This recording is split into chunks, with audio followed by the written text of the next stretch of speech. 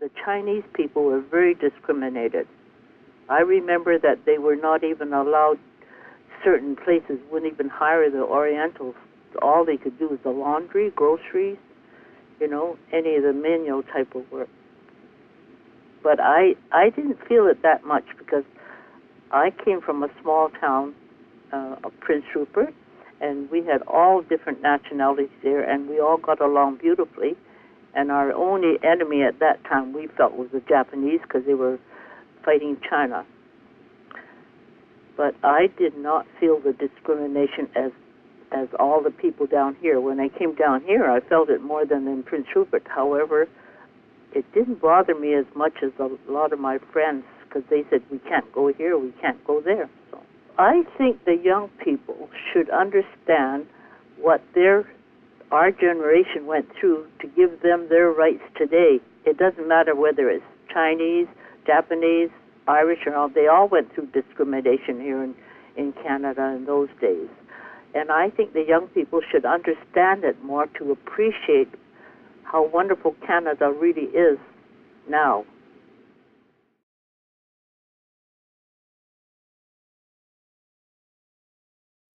We came down on this target, which was the Panzer Group with some of the SS to support them.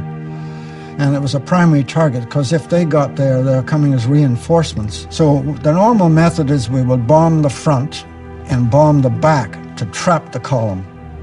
And then we could dispose of it at our leisure, so to speak. Any marching troops would then run for shelter into the trees, bushes, whatever, or lie flat in the trenches if there was no other local cover. And that's when we'd really, having bombed the convoy and shot it up as much as we could, the actual vehicles, then if you have any bullets or shells left, you go after the troops, right? Those are the guys who really want to go after the SS troops. We worked those over really good. And the smoke going up and debris and stuff, and by the time we peel off, it's just black smoke everywhere. And this was my first introduction into really seeing that you were killing people.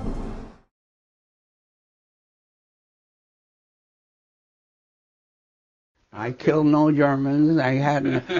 No. You know how these guys like to boast and all that. And I was ground crew, and I couldn't get into the air crew because I had myopia. Sure, that's why I wear glasses. I found that, like everybody else, all my friends were joining up, etc., etc. And as a young man, I thought, well, what would you like to do? What would I like to do? But then I thought about it, and being very good in math and that kind of thing at high school, I thought, well, I'd like to be a navigator.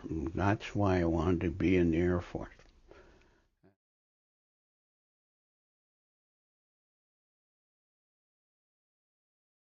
But when we landed on D-Day, that was the biggest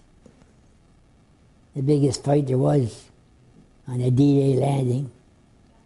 The Germans were waiting for you. And we just went in there, and the Germans are waiting you.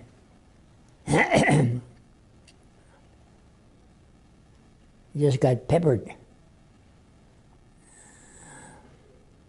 Lost a lot of men then.